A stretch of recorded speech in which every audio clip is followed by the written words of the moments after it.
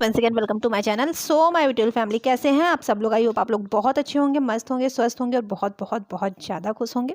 So my family, finally 21 आने वाला है और उसके बाद अनुपमा में लीप आने वाला है। लेकिन उस लीप से पहले शो में क्या क्या ट्विस्ट एंड टर्न्स आने वाले हैं वो मैं आपको बताने वाली हूँ। बहुत डिजास्टर चेंज देखने को मिलने वाला है शो में।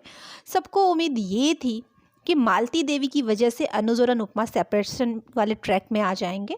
मालती देवी ही कुछ ऐसा करेंगे जिसकी वजह से अनुज और अनुपमा अलग होंगे, लेकिन यहाँ कहानी तो बिल्कुल ही अलग देखने को मिल गई।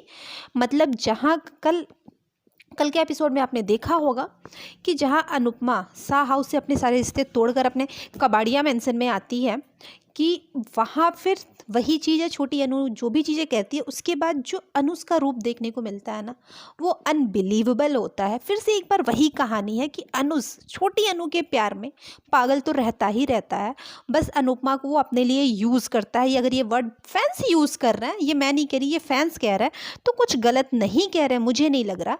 उस अनुज ने अनुपमा को इतना कुछ सुनाया, उसने ये तक कह दिया कि रिश्ते में मेरा दम घुट रहा है, तुम शाह को ज़्यादा वो करती हो, मानती हो, वो फैमिली को ज़्यादा मानती हो, मेरी छोटी अनु पे तुम ध्यान नहीं देती हो। इसी के साथ अनुज ने ये भी कहा अनुपमा से कि हर बार मैं ये सोचता रहा कि कमी मुझ में है, लेकिन नहीं, कमी तुम में है।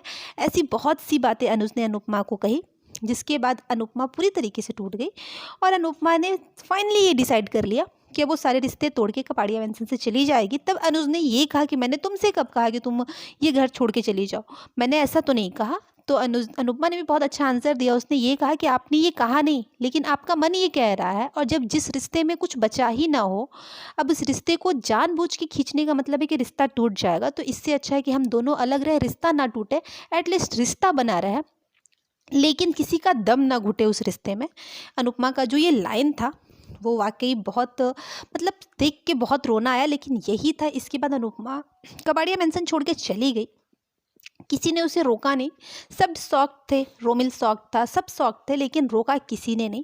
अनुज ने भी नहीं रोका, क्योंकि अनुपमा ने कह दिया था मुझे मत रोकना। अब आने वाले समय में आप ये देखेंगे कि अनुपमा अपनी माँ के यहाँ जाती है, जहाँ उसकी माँ की डेथ हो जाती है, और अनुज को ये भी नहीं पता चलता कि अनुपमा की माँ की डेथ हो गई है। और ऐसे उसके 5 साल बीत जाते हैं, और 5 साल बाद फिर उसकी फ्रेंड देविका आती है, और देविका उसे अमेरिका जाने का हौसला देती है। अमेरिका जाती है। अब उसके बाद की कहानी आपको देखनी होगी, लेकिन कुल मिला के ये है कि इस बार फिर से एक बार अनुज और अनुपमा सेपरेशन का ट्रैक फिर से आया, तो अनुज की वजह से ही आया, चाहे कोई कुछ भी कह ले। बहुत से फैंस अनुज का साथ दे रहे हैं, बहुत से फैंस अनुपमा का भी साथ दे रहे हैं, लेकिन बात तो यही है कि हर बार अनु के प्यार में, छोटी अनु के प्यार में अनुपमा को बहुत कुछ सुनाता है। बात ये नहीं थी कि वो कितना कुछ करता था अनुपमा के लिए, बात ये थी कि उसने जो बातें बोली वो अनुपमा के लिए बहुत ज़्यादा चुभने वाली थी, क्योंकि वो वाकई अपने घर को छोड़ के आई थी, अपने बच्चों को छोड़ के आई थी, और फिर यहाँ ये चीज़ें हुई।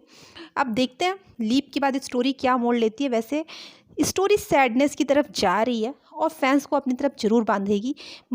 मुझे ऐसा लगता है कि ये बांधेगी और टीआरपी में फिर से उछाल आएगा लीप के बाद। आपको क्या लगता है? कमेंट जरूर करिएगा, और ये भी जरूर बताइएगा कि अनुपमा ने अनुज का घर छोड़ के, शाह हाउस तो छोड़ ही दिया था, अनुज का घर छोड़ के सही किया या गलत, कमेंट जरूर करिएगा। बाकी इन्फॉर्मेशन के लिए चैनल को लाइक शेयर और सब्सक्राइब कर दीजिएगा। फिर मिलते हैं अपने नेक्स्ट वीडियो में, तब तक thank you for watching my channel guys, bye bye.